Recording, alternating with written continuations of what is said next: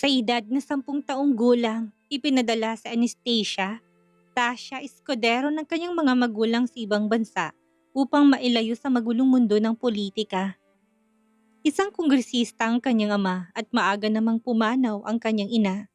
Pagkaraan ng 13 taon nagbalik siya sa Pilipinas. Ngunit sa araw ng kanyang pagbabalik ay siya ring araw ng pagkamatay ng kanyang ama. Inaambush ang kanilang sasakyan at isang himala na siya'y nakaligtas. Sa kanyang pagkising, isang gwapong lalaki ang bumungad sa kanya. Ang kanyang ninong. Ang ninong na isang mayor. Si Javier De Leon. Ngayon na siya'y ganap ng ulila, sa kanya na ipinabaya ang kanyang buhay at kinabukasan. Ngunit sa kanilang pagtira sa iisang bubong, unti-unting sumibol ang isang damdamin na kailanman hindi niya inakalang mararamdaman. Kaya ba niyang pigilan ang sarili na mahulog sa sariling ninong? Daddy! Masaya ko sinalubong ng isang mahigpit na yakap ang daddy ko. My baby! Daddy, I'm not a baby anymore. 22 years old na ako. Dalaga na ako at pwede na ako mag-asawa. Pabiro na sabi ko sa kanya. Hindi ka pa pwedeng mag-asawa, baby. Just enjoy life at huwag mo na munang isipin ang tungkol sa pag-aasawa. Just kidding, Dad. I miss you so much. Sabi ko sa kanya dahil sobra ko siyang namimiss. After 10 years ay makakauwi na rin ako ng Pilipinas. My dad is a congressman at ayaw niya na sa Pilipinas ako. Ayaw niyang madamay ako sa magulong mundo ng politika. Pero ngayon na malaki na ako, ay sinabi ko sa kanya na gusto ko nang umuwi sa Pilipinas. Tapos na rin naman ako mag-aral, kaya wala nang dahilan para magstay ako dito sa Amerika. Nandito ang daddy ko dahil sinusundo niya na kami ni Yaya. Bukas ang flight namin pabalik sa Pilipinas. Ang daddy ko na lang ang kasama ko sa buhay dahil wala nang mommy ko. Ang alam ko ay may girlfriend ang daddy ko pero wala naman siyang pinapakilala sa akin. Bata pang daddy ko, maaga lang kasi siyang nag-asawa. Maaga niyang nabuntis ang mami ko kaya nagsama na silang dalawa at ako ang naging bunga. Responsableng mga parents ko kahit pa minor pa lang sila noon. Dahil kung hindi, ay baka wala na ako sa mundong ito. Masasabi ko na spoiled ako ng daddy ko. Lahat ng gusto ko ibinigay niya. Baby, ready ka na bang umuwi sa Pilipinas? Tanong niya sa akin. Ready na po, daddy, sagot ko sa kanya. Sorry, baby. Bakit ka po nagsasorry? Nagtataka na tanong sa kanya. Sorry, kasi hinayaan ko na lumaki ka dito. Sagot niya sa akin. I understand, Dad. You're just protecting me at nagpapasalamat ako. Siguro may time na malungkot ako lalo na kapag namimiss kita. Pero alam ko na kahit wala ka sa tabi ko ay mahal mo ko. Hinayaan mo kong mabuhay ng ayon sa gusto ko. I'm thankful and grateful for that. I love you, Dad. Malambing na sambit ko. I love you, baby. Niyakap niya ako at hinalikan niya ako sa noo. Nasa biyahe kami ngayon papunta sa bahay na tinutuluyan ko. Nang nakarating na kami ay hinayaan ko na magpahinga ang daddy ko. Habang kami ni Yaya ay inaayos sa mga gamit ko. Yeah, kaya ko na po to, sabi ko sa kanya. Tutulungan na kita, nakangiti na sabi niya. Yaya, thank you. Simula nung maliit ako hanggang ngayon nasa tabi pa rin kita. Nasasaktan ako kasi kailangan mo nang umuwi sa pamilya mo. Sorry kung hindi ka na nakapag-asawa ng dahil sa akin, sabi ko sa kanya. Bakit mo sinisising sarili mo? Wala kang kasalanan. Choice ko na hindi mag-asawa. Nakangiti na sabi niya at hinaplos niya ang buhok ko. Mahal na mahal po kita, Yaya. Alam ko na late na pero makipag-date ka pa rin. Mag-boyfriend ka. Loko kang bata ka. Menopause na ako at wala nang maliligaw sa akin. Natatawa na sabi niya sa akin. Yaya, virgin ka pa ba? Nakangisi na tanong ko sa kanya. Pasaway na bata. Namumulang mukha na sagot sa akin ni Yaya. Uy, si Yaya, hindi na virgin. Ibig bang sabihin may naging jowa ka dati? Pabiro na sabi ko sa kanya. Uy, dalagang Filipina ako. Wala akong naging boyfriend. Sagot niya sa akin. Bakit hindi na lang kayo ni Daddy? Hindi ba crush mo siya? Nakangiti na tanong ko kay Yaya. Tumigil ka nga, matanda na ako at mas matanda pa ako sa daddy mo.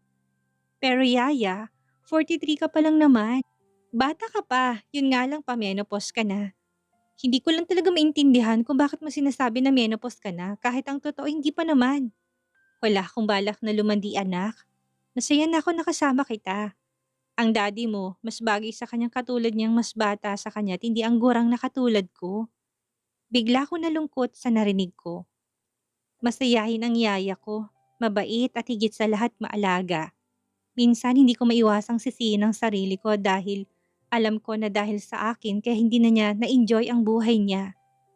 Pero dahil alam ko na ayaw niyang nalulungkot ako, ay mas pinili ko na lang na yakapin ng mahigpit ang yaya ko.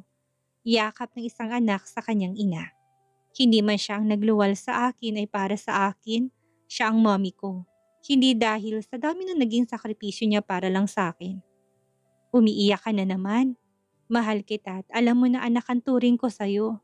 Huwag mo sisihin ang sarili mo dahil sa nangyari sa buhay ko. Pinili ko ito at masaya ako. Mahal kita, Tasha ko. Habang nagsasalita siya ay hinahaplos niya ang buhok ko. Hindi ko alam pero nagiging madrama kaming dalawa ngayon. Ito lang yata ang unang beses na nagdrama kami. Hindi naman kasi kami ganito.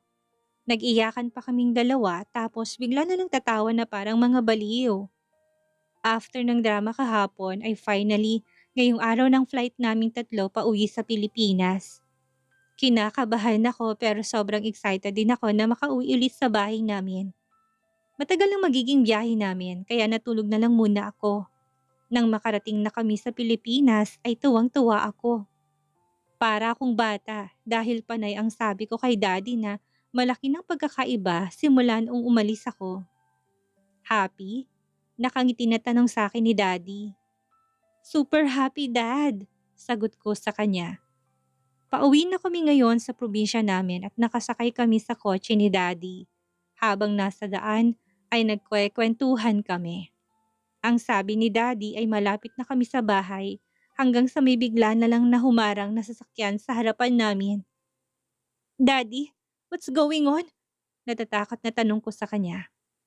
Huwag kang matakot, nandito lang ako. Sagot niya sa akin at niyakap niya ako. Napasigaw ako dahil sa putok ng baril na tumama sa kotse. Pero ang daddy ko nakayakap lang sa akin. Takot na takot ako hanggang sa bigla na lang dumilim ang buong paligid at hindi ko na alam ang mga sumunod nang nangyari. Nagising ako na hindi ko halos maigalaw ang katawan ko.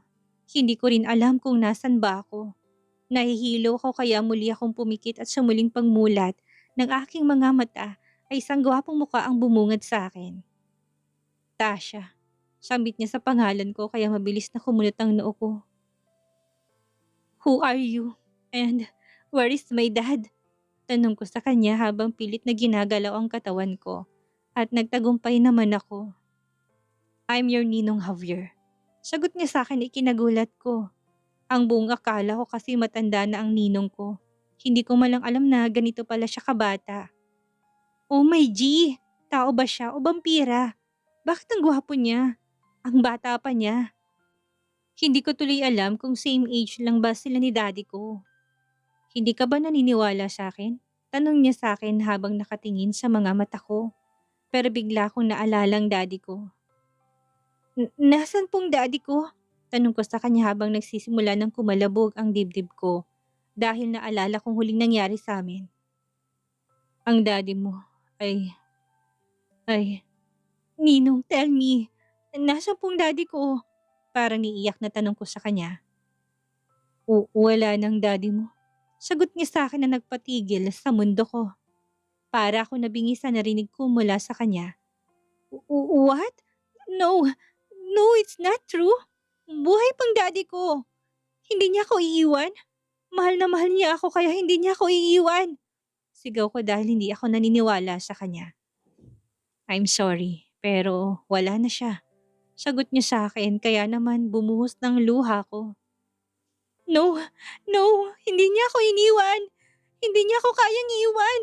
Ang sabi niya gagawa kami ng maraming memories. Sabi niya sa akin babawi na siya sa akin. Gusto ko po siyang makita. Hayaan niyo po kung makita ang daddy ko. Please, Please po, Ninong. Sabi ko sa kanya, okay, dadalhin kita sa kanya. Sagot niya sa akin at binuhat niya ako para makaupo ako sa wheelchair. Lumabas na kami sa room na kung nasaan ako kanina. Tinutulak niya ang wheelchair ko habang walang tigil sa pagpatak ang mga luha ko. Gusto kong makita ang daddy ko. Gusto ko dahil hindi ako naniniwala sa kanya. Hindi totoo na wala ng daddy ko. Hindi niya ako iiwan ng ganun lang. Mahal na mahal niya ako at pupunan pa namin ang mga taon na hindi kami magkasama. At kapag wala na siya, paano na ako? Paano na ako? Ayaw ko mag-isa. Hindi ko kayang mabuhay na wala ng taong mahalaga sa buhay ko. Napahagulhol ako dahil papasok pa kami ngayon sa morgue. Ninong, wala ditong daddy ko, hindi ba? Wala siya sa loob, hindi ba? Hindi totoong lahat ng ito, hindi ba? Please, maling daan po ito, hindi ba? Wala siya dito. Umiyak na tanong ko sa kanya dahil ayaw ko sa daan na tinatahak naming dalawa. I'm sorry, Tasha, pero nandito ang daddy mo. Sabi niya kaya napahawak ako sa dibdib ko dahil parang hindi ako makahinga. Hanggang sa nakita ko ang daddy ko na nakahiga at wala ng buhay. Mabilis akong tumayo at lumapit ako sa kanya. Niyakap kong malamig niyang katawan. Daddy! Daddy, wake up! Please! Please don't leave me! Hindi ko po kaya na mag-isa. Please, bumangon ka na! Umiiyak na sambit ko habang nakayakap sa kanya. Wala akong pakialam sa mga tao nandito dahil ang daddy ko lang ang mahalaga sa akin. Hindi ko gustong nakikita ko. I don't like this. Hindi ko gustong nakahiga ang daddy ko dito. You made a promise.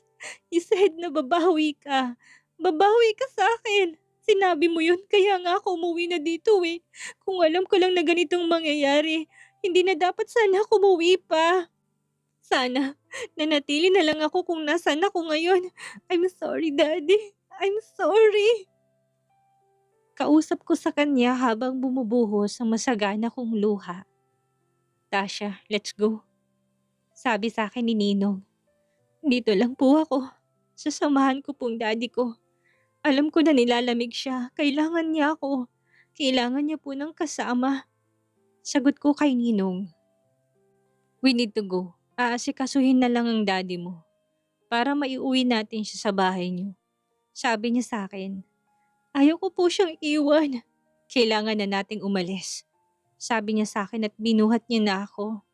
Hindi na niya ako pinasakay pa sa wheelchair dahil siya nang mismo nagbuhat sa akin. Dahil sa ginawa niya, napasubsob ako sa dibdib niya at dito ako umiyak ng umiyak. Wala na akong pakialam pa sa ibang tao dahil ang sakit ng puso ko. Ang sakit ng nararamdaman ko ngayon. Nakarating kami sa room kung saan ako kanina. Maingat niya akong ibinaba sa kama. Nang mga alis siya sa tabi ko, hinawakan kong kamay niya. Dito ka lang po please. Sabi ko sa kanya. Okay, I'll stay here. Hindi ako aalis. Sabi niya sa akin. Ninong, ano na pong mangyayari sa akin ngayon? Mag-isa na po ako. Tanong ko sa kanya. You're not alone dahil kasama mo ko. Baka po may mangyari din sa inyo dahil sa tingin ko ay ako talaga ang malas. Ako rin ang dahilan kaya nawala ang mami ko. At ngayon, ang daddy ko naman. Don't say that. I'll protect you. Hindi ko hayaan na may mangyari sa'yo, Tasha. Alam ko na masakit at malungkot na wala ng daddy mo. Pero nandito ako. Ako na ngayon ang kasama mo. Sabi niya sa akin at niyakap niya ako. Niyakap ko rin siya. Naramdaman ko ang paghaplos niya sa buhok ko hanggang sa hindi ko namalayan na nakatulog na pala ako. Nagising ulit ako at this time ay pinayagan na kami ng doktor na umuwi na kami. At tulad ng sabi ng ninong ko, hindi siya umalis sa tabi ko. Kasama ko siya ngayon at nasa loob kami ng sasakyan niya. Tahimik lang ako nakatingin sa labas ng bintana. Sa tingin ko ay naubos ng mga luha ko sa kakaiyak. Dahil wala nang pumapatak sa mga mata ko. Sa tingin ko din ay namamaga ng mga mata ko sa kakaiyak ko kanina. Nang makarating na kami sa bahay namin, ay nawala ng excitement na nararamdaman ko noong tumungtong ako sa airport. Hindi rin pala maganda na sobrang excited ako sa pag-uwi ko dito sa bahay. Dahil ngayon ay wala ng kulay ang bahay namin. Kumain ka na muna, sabi sa akin ni Ninong Javier. Busog pa po ako, sagot ko sa kanya. Pero hindi ka pa kumakain. Kailangan mo kumain kahit na konti lang, sabi niya sa akin. Wala po akong appetite, Ninong. Hindi ko po kayang kumain ngayon, sabi ko sa kanya. Okay, kung talagang wala ka pang ganang kumain, magpahinga ka na lang muna sa room mo. Aalis na muna ako dahil may mga kailangan akong asikasuhin. Pupunta dito mamayang lawyer ng daddy mo, sabi niya sa akin. Okay po, sagot ko sa kanya. Nandito ako ngayon sa silid ko. Ang ganda, paboritong kulay ko pa talagang nandito sa room ko. Halatang pinaghandaan ng daddy ko ang pag-uwi ko. Kaya naman ang sakit lang. Ang sakit na hindi na niya nakita ang reaksyon ko. Napatingin ako sa larawang nasa pader, ang larawan naming dalawa ng graduation ko. Ang saya naming dalawa sa larawan na to. Pareho kaming nakangiti, pero ngayon ay mag-isa na lang ako. Lumabas ako sa may balcony ko dahil kailangan kong huminga. Pakiramdam ko ay sobrang sikip ng room ko para sa akin. Habang nakatayo ako dito sa balcony ay nakabalik na ngayon ang ninong ko at may kasama siyang tao na sa tingin ko ay abogado na sinasabi niya. Naglakad ako para puntahan siyang dalawa sa baba. Nagtagpo ang mga mata namin ni Ninong habang pababa ako sa hagdan, pero ako ang unang umiwas sa kanya. Pinakilala niya sa akin ang lawyer ni Daddy. Nakalagay sa last will and testament ng daddy mo na ang mag-aalaga sa'yo kapag nawala ka ay ang Ninong Javier mo. Sabi niya sa akin ay kinagulat ko. Po, pero legal age na po ako. Sabi ko sa kanya dahil ayaw ko maging pabigat sa kahit na sino. Hindi safe para sa'yo na mag-isa ka. Biglang sabi sa akin ni Ninong. Papatayin rin ba nila ako? Tanong ko sa kanya. Hindi ko hayaan na mangyari yon. Sabi niya sa akin at kitang-kita ko na bigla na lang siyang naging seryoso. Dumating ng labi ng daddy ko dito sa bahay namin at nagtagal lang ng 5 araw ang burol niya. Wala namang pumuntang kamag-anak kaya wala nang dahilan para magtagal pa ang burol. Dahil kahit na masakit, ay ayaw ko na nakikitang daddy ko dahil feeling ko anytime gugustuhin ko nang sumama sa kanya. Hinayaan ako ni Ninong Javier na dumito na muna sa bahay namin. May mga kasama ako dito hanggang sa bigla na lang na may dumating dito sa bahay namin. Ninong, nandito po sila, sabi ko sa ninong ko dahil tinawagan ko siya. Magtago ka at wag kang lalabas. Papunta na ako, sabi niya sa akin. Hihintayin kita, sabi ko sa kanya bago ko ibinaba ang tawag. Hindi ko alam kung gaano na ba ako katagal na nagtatago dito sa loob ng cabinet. Mas pinili ko na dito sa loob ng kusina namin dahil alam ko na hindi sila pupunta dito. At kung sakali mang pumunta sila, hindi nila maiisip na buksan ang mga cabinet dito. Hindi ako lumikha ng kahit na anong ingay dahil ayaw ko pang mamatay. Kung kahapon ay gusto ko na lang na mawala na sa mundong ito para makasama kong parents ko ay iba na ngayon. Gusto ko nang pagbayaran ng pumatay sa daddy ko ang kasalanan niya. Gusto kong malaman kung sinong mga sangkot dahil hindi ko hayaan na gumalang mga kriminal na yon. Tagaktak na ang pawis ko dito dahil kanina pa ako nagtatago dito. Hanggang sa nagulat ako dahil bigla na lang bumukas ang cabinet. Tasha, nag-aalalang mukha ng ninong kong bumungad sa akin. Ang takot na naramdaman ko kanina ay bigla na lang naglaho. Yumuko siya at pumantay sa akin. Are you okay? Tanong niya sa akin. Tumango naman ako bilang sagot sa kanya. Hinawakan niyang kamay ko kaya napatingin ako sa mga mata niya. Huwag kang matakot. Nandito lang ako, sabi niya sa akin. Wala na po ba sila? Ano pong nangyari sa mga kasama ko sa bahay? Tanong ko sa kanya. Safe silang lahat at oo, wala na sila dito. Sagot niya sa akin. Nakahinga na ako ng maluwag sa narinig ko mula sa kanya. Inalalayan niya akong makalabas dito sa cabinet. Basang-basa ng pawis ang damit ko kaya naman nakikita ng kulay ng bra ko dahil sa puti ang suot kong damit. Nakita ko na umiwas ng tingin ang ninong ko, kaya nakaramdam naman ako ng hiya. Sorry po, mainit po kasi sa loob. Nakayuko na sabi ko sa kanya. Sorry natagalan kami dahil sa... Never mind, sabi niya sa akin. Nagulat na lang ako dahil pinatong niya ang coat niya sa balikat ko. Ayusin mo ng mga gamit mo, sasama ka na sa akin. Sabi niya sa akin kaya nagulat ako. Po, sa bahay ka natitira, hindi na safe dito. Doon ka na sa akin tumira tulad ng nais ng daddy mo. Sagot niya sa akin. Okay lang po ba talaga na doon na ako sa iyo titira? Wala po bang magagalit? Tanong ko sa ninong ko. Of course. At sino naman ang magagalit? Nakangiti na sagot niya sa akin kaya mas lalo siyang naging gwapo. Sige po, aayusin ko lang po yung mga gamit ko. Sabi ko sa kanya at mabilis akong umakyat sa itaas. Mabilis ang kilos ko dahil iniisip ko na baka bigla na lang silang bumalik dito.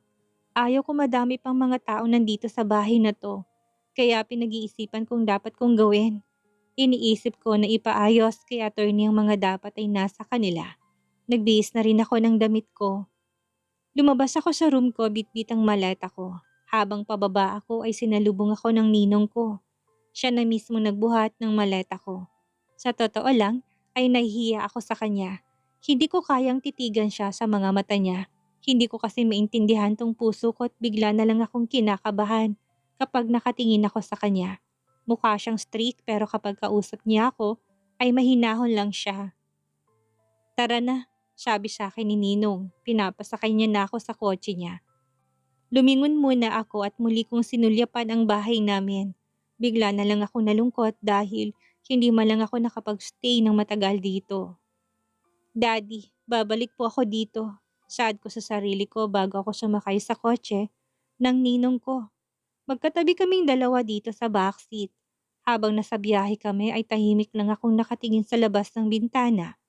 Ang dami ko kasing gustong gawin. Mga plano na ginawa ko bago kami umuwi ng daddy ko. Pero ngayon naging drawing ng lahat ng nais kong gawin. Tasha, may gusto ka bang kainin?